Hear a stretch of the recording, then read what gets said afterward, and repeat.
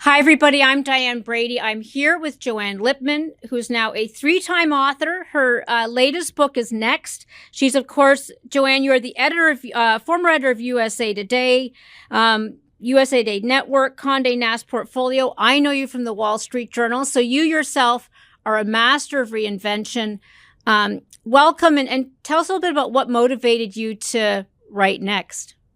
Sure. So first of all, Diane, thank you for having me. It's so much fun and it's such a pleasure to be with you.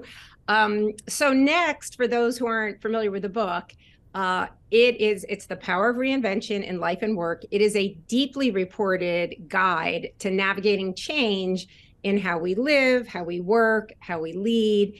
And literally it was inspired, it is meant for this very moment in time when so many of us are feeling either unmoored or unhappy in our jobs, or simply searching for a more meaningful life or career. And it really literally was inspired by the pandemic, right? 3 years ago, exactly, the world shook for all of us. And it has led to this moment of reappraisal about so many elements of our lives. And that was really what inspired me to write this, because I felt like there was really no roadmap to show us the way, because the entire world, all of us, were in this period of transition all at one time, and we needed a guide.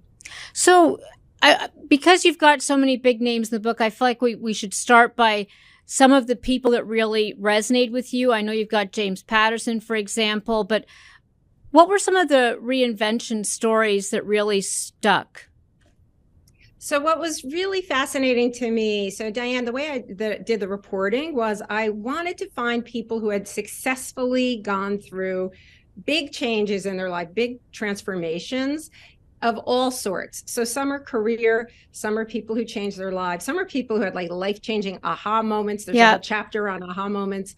Some are people who came back from crushing failure, or who came back and moved on from terrible trauma.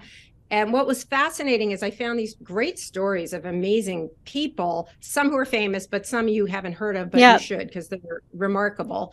And then I also talked to the experts who study all of these different kinds of change, right? Psychologists, neuroscientists who study creativity, management gurus who study career change.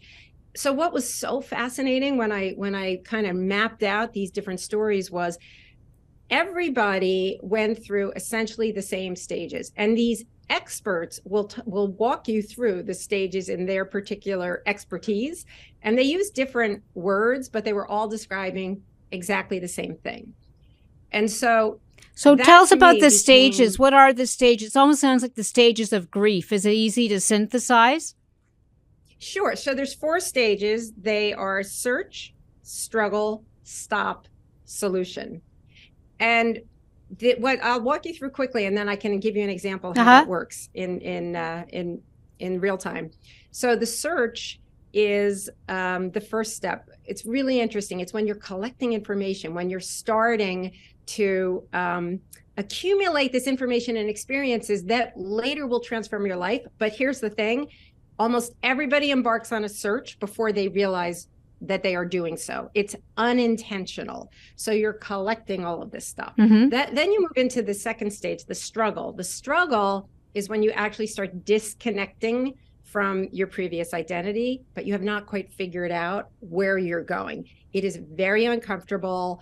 We don't like to talk about it. When we talk about all of these great transformation stories, we kind of leave this part out, but everybody goes through it. It's really, really important. And this is actually where all the important work gets done. The struggle often doesn't end until you reach this third stage, which is the stop. So the stop might be something you bring on yourself, like, I quit my job, or it could be something that is imposed on you, like, I lost my job, I got fired, or, there was an illness or a divorce, some major experience that stops you in your track, or a pandemic strikes, something that just stops.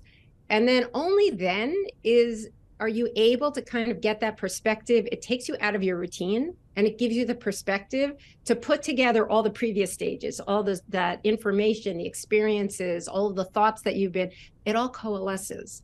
And that's what actually leads you to the solution. In the same way that most transformations fail in companies, most reinventions don't work out the way people necessarily hope. Is that fair to say? So what is it? At what stage do we get derailed? Sure. Well, let me just walk you through how those 4 steps work, how they do work, because it's related to your question of what's derailed. Because that first step, when I talk about the search, many, if not most of the people I talked to did not know where they were going. So a huge piece of this is to have an open mind, right? That you need to sort of understand, you need to be open to where your experiences are taking you. So I will give you a couple of very quick examples, and then we can also talk about what derails you. But for example, James Patterson, who you mentioned, obviously, the biggest, most successful writer in our country right now. And James Patterson, I'd first met more than 30 years ago when I was at the Wall Street Journal and I was covering advertising, and he was an ad guy. And I went to go interview him because he was running the Burger King campaign, and I was writing about the burger wars. And I went to go interview him one morning, and he kind of told me that he actually really wanted to be a writer, and he had actually published a book, and he gave me this book that he had gotten published. And I later read it. I don't remember the details. I dug up the Kirkus review of that particular book early on, and it called it abysmal. It said, "This book deserves drowning." I'm quoting, deserves drowning. And so, at the time it was like, well, good thing this guy has a day job, right? And then here we are, 3+ decades later, and he has a massive success. So he walked me through the stages, and he too went through this period of, the search, where he was trying to find his voice and trying to write books while still in the ad agency. The struggle, where he started gaining some success, but he was too afraid to leave. He didn't know that if he would have security if he left this good job that he had. That was a struggle. The stop, which literally he can tell you the moment where he was sitting on traffic on a Sunday night, coming home from the beach, watching he's in standstill traffic, the other side of the road heading toward the beach. The cars are going whoosh, whoosh. I'm quoting him, whoosh. And he said he had this aha moment. He's like, I'm on the wrong side of the road. I need to be there, going back to the beach. And he went back to the office and he quit. So that was what gave him finally the understanding. I've got to do this. And by the way, the same process happens for everyone, not just famous people. I mean, I have a wonderful example of a guy named Chris Donovan, who was a telephone repairman for years and years and years. He had a secret hobby of sketching designs, these fantastical designs for women's shoes. But it was just like a little secret thing he did on the side that he would doodle at work. And he ultimately, he got prostate cancer. And that was his aha moment to say, you know what, life's too short. He took early retirement. He went back to design school. And today he is literally a women's couture shoe designer. He was named Best of Boston by Boston Magazine at 61 years old. So, the hottest new fashion designer. Anyway, it was very common to sort of all kinds of very different transitions. What was your aha moment? And that's different. Is that different than the eureka moment? Or is it this tantamount to the same thing? They are the same thing. So what was it for you? Because you spent 22 years at the Wall Street Journal, and then you left and had, a number of high profile jobs. Now here you are writing books. Was there something that, when retrospect, you go back and you saw yourself searching?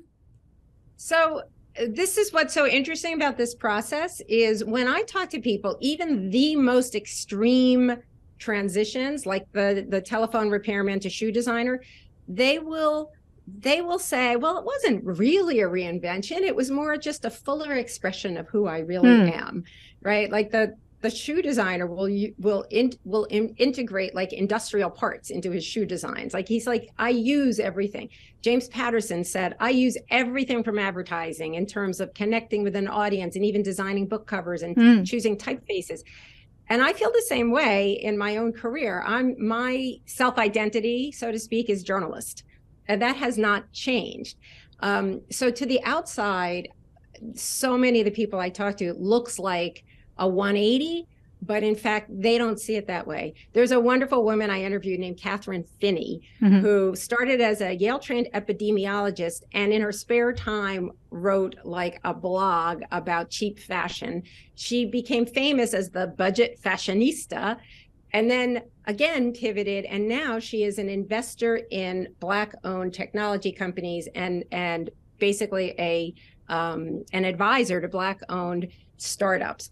Now, I cannot imagine 3 different careers that sound more different than that. But when I asked her about her pivot, she's like, what pivot? She's like, every stage was sort of a natural progression to the next.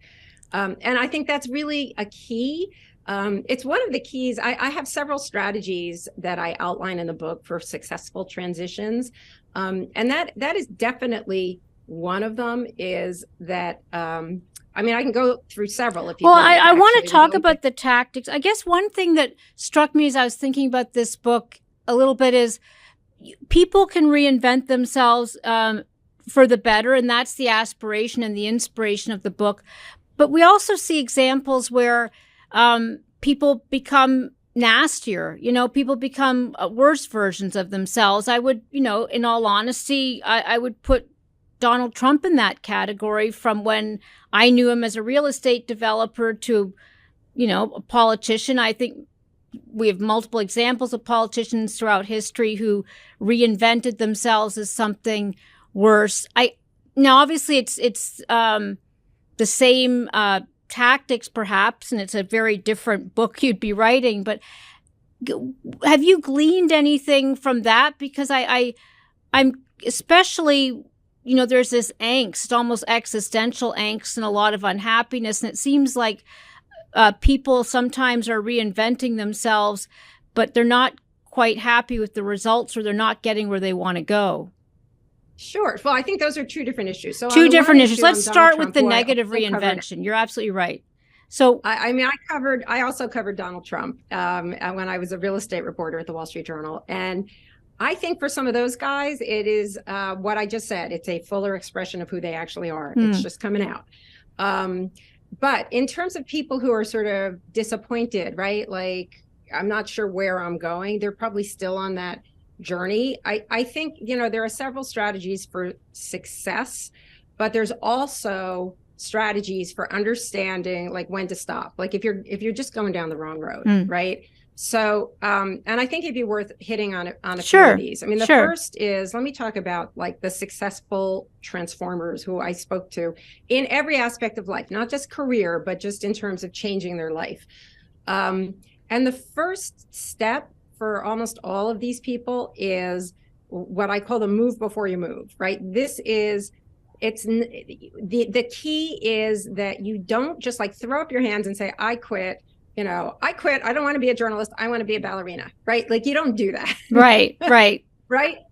Everybody I spoke to had this very gradual, iterative process. And again, it mostly started before they realized that it started, right? So it's this iterative process. And for people who change careers, it could be just a hobby, a side hustle. It could just be a random interest that is sort of taking you in this direction without necessarily having a goal in mind. So that is really key.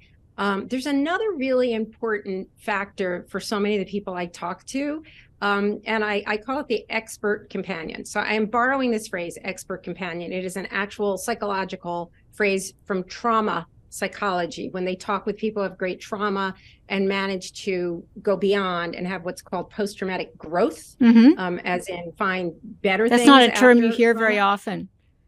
Post-traumatic growth. But this expert companion is someone who helps them to go beyond the trauma. What the expert companion is in your own life, because I think we all need one, it is the person who can see you objectively, who can reflect back to you, what are your strengths? What are your, what's the progress you have made that you don't even realize? Because very often the things that we are best at are innate. We discount them, or we don't even recognize them. And so if you are making this kind of transition, it's really helpful to talk to someone who knows you. And it could be a coach, but it could just be like a family member, a friend, or a colleague who can tell you, hey, when I see you, these are the strengths I see. These are the things. And it helps you to clarify like where you're actually good at, as opposed to so whatever fantasy you might have in your head. Well, no, it's a good point, because when I speak to a lot of leaders and I ask who has a coach, most hands go up in a room. So it doesn't have to necessarily be a friend that you lean on. It could be somebody that you hire whose job it is to do that. So you don't, have to go seeking a friend who's going to play that role necessarily. Exactly. And another thing that most of these people had in common was imagining what are called possible selves. It's, again, another psychological term, but it applies to all of us. The idea of possible selves is imagining what I could be or what I might be. And you have to think through it. It is the very first step of actually making that leap. But it's not enough to just cogitate and think in your own head. Again, this is something you need to share with someone else. You need to write it down. All the research shows, like, if you write this down and share it, you're far more likely to reach your goal than if you, just kind of keep mulling in your head. And then one other really important strategy that we sort of know, but we very often don't do, which is really work those weak ties and dormant ties. So weak ties are the people who you don't know that well or have a tangential relation to. Like, let's say I want to work at Google. I don't know anybody there, but I know that my husband's sister-in-law's brother worked at Google. Yeah. Right? That's your weak tie. The dormant ties are really interesting. Those are the people you've lost touch with, right? So it could be your old college classmate or anyone who you've kind of a childhood friend, somebody you've lost touch with. What we find in the research is that when you reach out to those weak or dormant ties, they are far, far, far more likely to give you the advice you need and to give you the leads you need to find a new job. LinkedIn actually recently crunched the numbers on its own members and found the majority of them had found new jobs because of these weak or dormant ties, not from their inner circle. The inner circle, we all know the same thing, and you're sort of in a bubble. So you got to get outside the bubble. I'm interested in, you talk about the pandemic, and that was a period where we saw a lot of women leave the workforce and such. I mean, what do you think? It was a stop, in terms of a physical change of scenery and how we worked. Was there something more that you think really sort of acted as a catalyst in people you talked to? 100%. I have a chapter in the book called The Necessity Entrepreneur. These are people, these are people who are squeezed out of mainstream jobs for whatever reason. So we're talking about women, people of color, the LGBTQ community, and increasingly now, baby boomers. Baby boomers are up there toward retirement age or beyond. And so all of these groups are finding themselves marginalized in various ways, and very often have no choice but to strike out on their own. But they're doing so in some remarkable ways. I'm particularly struck by the career paths of women. There's actually a professor at Bowling Green State University named Deborah O'Neill, who follows women's, she has studied women's career paths, which are different than men's. So men tend to have a straight up career path and then sort of plateau at the end. Women have this very different career path where it starts out great guns along with the men, and then in the middle kind of is a mess. Whether or not they have children or even are married, women experience this same, they're hitting the glass ceiling, they're not getting the same level of promotions, opportunities, mentoring, none of this stuff. Right. And it's really difficult for women. This third stage, which she calls, which comes after basically a stop, right? The women, something happens. They either get fired or they're just stalled out, they're pushed out, or maybe a kid goes to college and they're like, I need another chapter. That leads to the final step, which is what this professor calls reinvention. Almost every woman ends up reinventing her career somewhere along the line. And very often the reinvention, this is what's so fascinating, tends to be mission oriented and tends to end up being more fulfilling than the original career, right? So you see, we see it with high profile women, everybody from like Mika Brzezinski, who created Know Your Value, to Ariana Huffington, who created Thrive for women, Sally Krawcheck, who came out of finance and now has Elevest to help women to invest, and Elevate to help elevate women's financial interests. They can give voice, really right? I think they can give voice to what happened to them in that other setting. That's the 3 examples that you just gave are I think, very poignant and telling examples of people who felt diminished or the life they were leading led to this realization. It's interesting, to kind of sum up the book. You talk to people who had a reinvention early in their life, relatively early, but is there a demographic? Does this resonate more with certain demographics? You mentioned the boomers, for example. What have you found so far? I know it's early days yet, it's just coming up, but even in terms of your own reporting. Oh, definitely. So I interviewed people from their 20s through their 90s, so wide swath. And what I found is this reinvention cycle that I've laid out for you, it's happening faster and faster the younger you go. So if you look at, for example, like millennials, their average time in a job is only 2 years and 9 months. And if you look at Gen Z, which is now coming into the workforce, their average time in a job is barely 2 years and 3 months. So the cycle is getting shorter, but the work life is getting longer. We are now entering a period where the expected work life, which used to be 40 years, right, from college to age 65, it's now more like 60 years, the span of our working life. But what that means is there's going to be more faster turnaround and more room for any one of us to have multiple careers, which in the end of the day is probably actually sort of a more exciting way to think about than to be, next 60 years, I'm going to do the same thing. There's sort of an excitement factor. But the key, and the reason I wrote the book Next, is because we sort of need to understand how that progression works and what are the best practices and what do we need to do to get where we're going. So, of course, the first piece of advice is people should buy the book, but is there any tactics? I always think, that first step is hardest. Any advice you would give to people who are watching this and they're like, yes, I'll do it tomorrow or whatever. What would you sort of suggest being perhaps an exercise or something that you would do yourself in this situation, knowing what you know now? Yeah, I would definitely talk to an expert companion, like tell me what my strengths are. I would definitely look at what already are my hobbies, interests, side interests, to see if I've been sort of stealthily, without consciously realizing it, sort of moving toward another direction. But there's another really, really, really important thing. There's actually 2 myths that my book Next really explodes that I found to be very encouraging, because these were myths that I was held hostage to as well. And one of them is the idea that we need to know where we are going, and then we have to work backwards.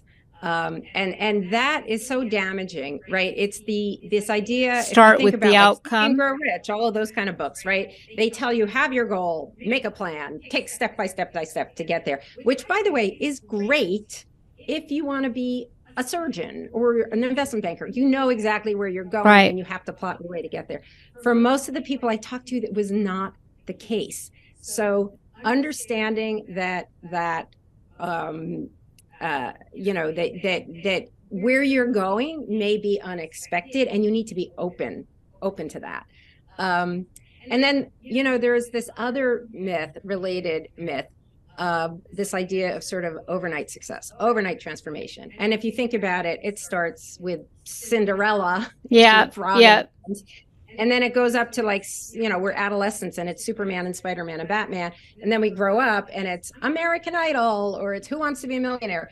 We are, and then in the business press, it's like Mark Zuckerberg, he goes from college kid to tech billionaire. Like we skip over the middle parts of the reinvention stages that I talk about. And that's why I say that struggle piece in the middle, we don't include it in those stories, but actually the struggle, everybody goes through it. And not only that, it's really important. And not only that, and I think this is the most important thing, even if you kind of feel crappy, because it feels crappy when you're in a struggle, you feel like you're stuck in the mud or spinning your wheels, choose your analogy, you feel like you're not moving. But in fact, you actually are moving forward in that period, and really important work is getting done in that period. That made me feel so much better once I understood that, because I think we've all had those periods in our own lives where we're like, I don't know where I'm going. I don't know what I'm going to do next. But in fact, we're doing really important work while that's happening, and we are moving forward. That's great. Well, that's good. So the book is next, talking to Joanne Lipman, and good luck. Thanks for joining us. Thanks for having me. Great to see you. Good to see you too.